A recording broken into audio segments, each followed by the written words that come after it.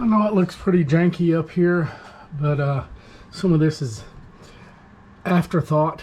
When I put this shed together, it's supposed to be kind of a classroom and stuff. It wasn't really, I wasn't meaning on having to stay here very much, but it's the best building I've got, so this is where I stay. Plus, I'm just still kind of learning. I've done a lot of YouTube University, but it's the actual doing it. So you see a blue cold water PEX line, a red hot water PEX line, and then the orange is some 10-2 wire I did for a circuit, for a dedicated circuit for a water heater. I did make sure and put a cutoff up here, and I'm glad I did. I've already needed to use it a couple of times. That way I can cut the pressure off if I need to work on anything. The wiring is just using some Wagoos. I may try to, once I'm fully confident everything's good, I may try to put some tape or some heat shrink. Probably see if I can find some heat shrink big enough to put over that, just to hold everything in place, and just in case anything happened, to keep it from getting splashed. I had a little bit of a leak on the hot, so I just disassembled that and retaped it with the thicker gray tape. That seems to have taken care of it. I do still need to do the pressure relief valve. I've got the pan here, but it's a 6-gallon hot water heater, small hot water heater. But I may try to put a flexible hose on this. And I don't know that I can run it to the drain or not, but I may just have to risk it for now. There's not an expansion tank on this. I realized afterwards I probably need to. That would probably be a good idea, and I do believe it's actually code now. But I mean, we've done hot water heaters for a couple generations or more, and I know there's been some issues. Some people would have some problems. It'd probably be good to have it, but right now I'm not going to be able to do that. So we're going to let this go. When I leave, whenever I leave, I'm going to turn that valve off, and I'll turn the circuit breaker off. It is a single element 1500 watt element in a 6-gallon A.O. Smith.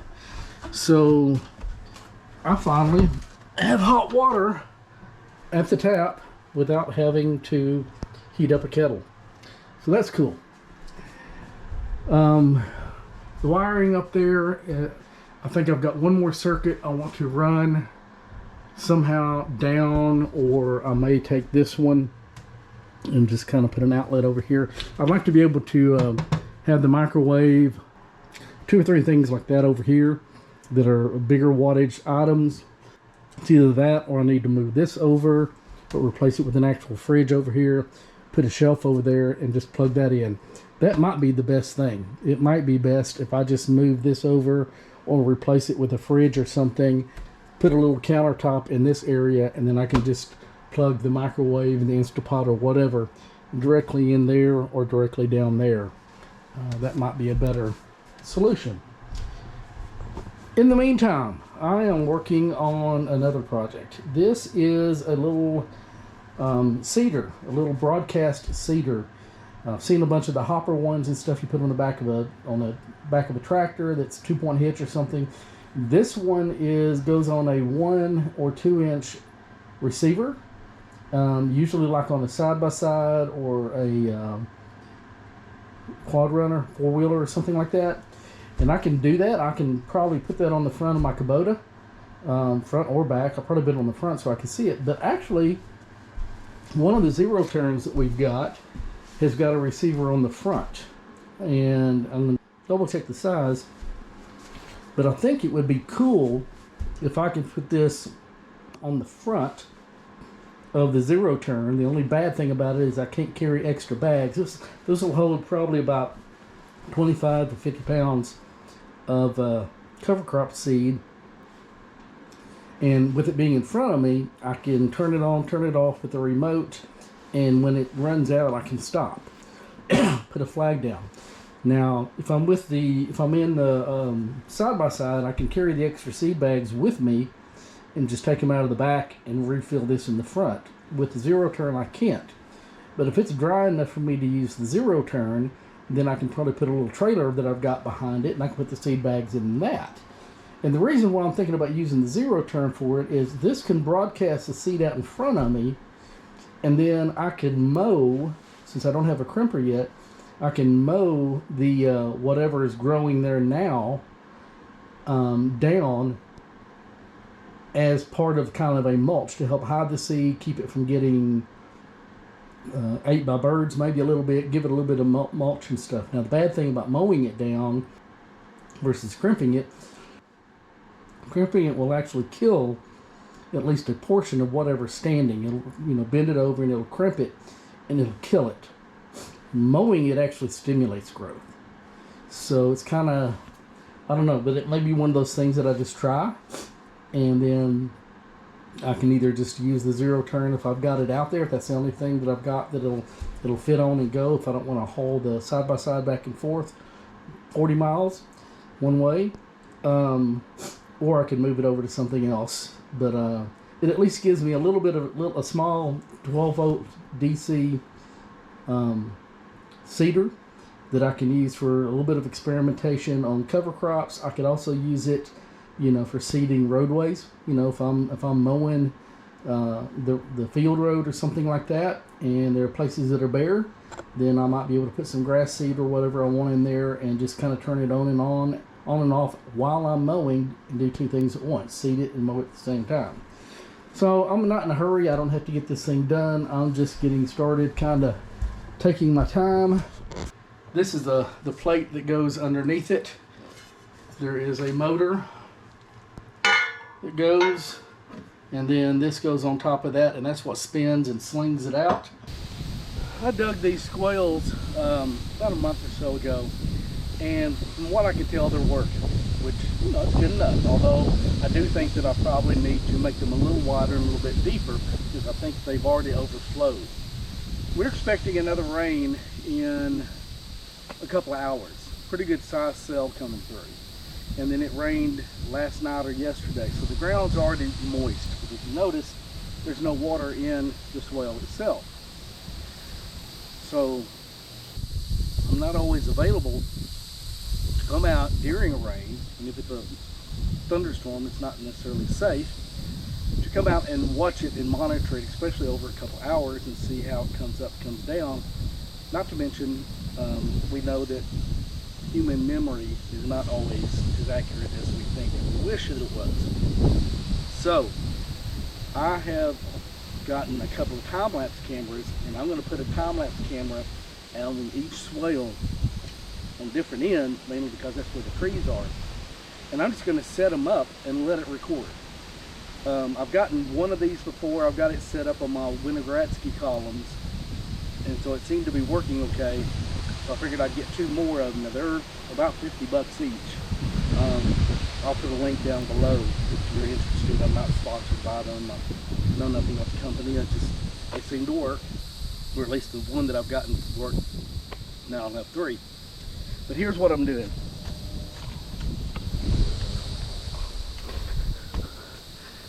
They come with a little mount that you drill into something. They got 2 or 3 different mounts. This is what it looks like. Got a little screen that can pop up. Focus is basically up close, normal, or infinity. And then got built-in software. It's got a rechargeable battery. It's supposed to last up to about 6 months. I have changed on each one of these. One of them is going every 3 seconds. One's going every 5 seconds.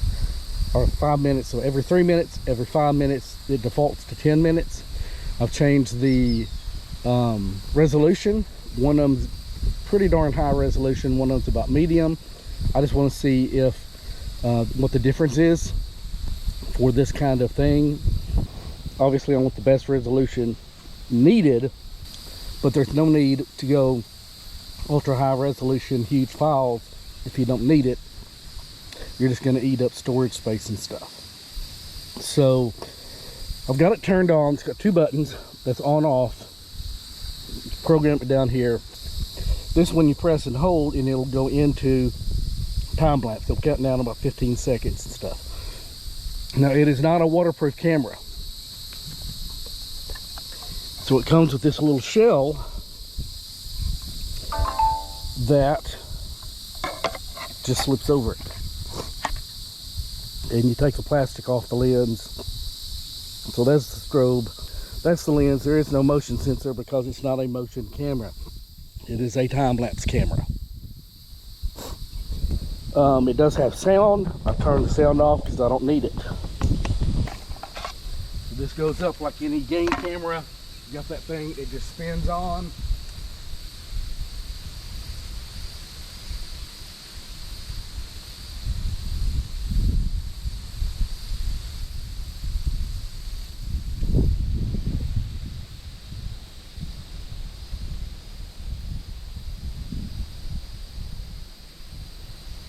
Aim it, and kind of hard for me to aim it since I can't get up there and see. I'm going to do the best I can, and we shall see. Put the rain hat over it and try to pull a few leaves out of the way.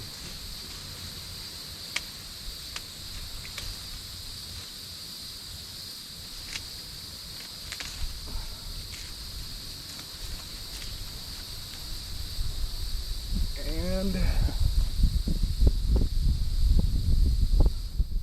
I almost forgot to actually turn it on. I'm trying to do a little bit wider field of view.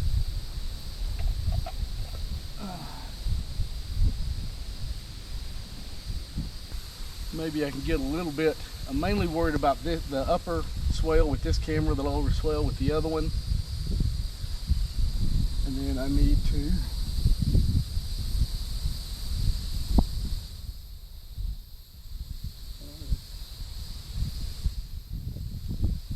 is on, then I got to make sure that it's actually, let's do it that way.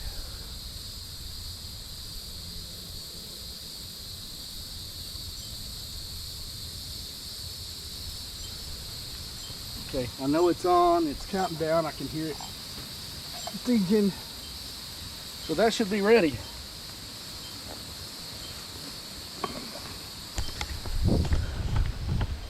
So it's going to be a view kind of like that on that one. And then if we go to the other end, I'm debating whether or not to put some cover crop seed down here. The suburbanite in me wants to keep the lawn, keep it mowed nice and neat and stuff. The ecology nerd in me wants diversity. But also, if I put the cover crop down, it's going to be kind of tall, and then we got to worry about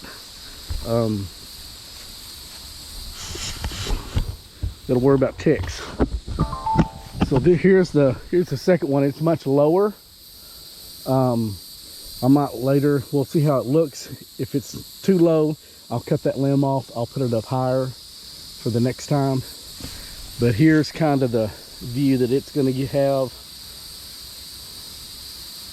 More or less that view. And we will wait about 24 hours for this rain to come through and see. I'm just curious, and I need to put a rain gauge. I need to put a rain gauge at each camera within view so we can see the rate of the rain, how much rain we've gotten all together, and then what the rate is. That would be a good measurement to put in the view of it. But I mean, you can see that it's already had water in it, and I'm fairly certain this looks like right in here has been an overflow, but I haven't seen it actually overflow. But I'm curious how fast it fills up, how fast it goes down, things of that nature. That tells me a whole lot.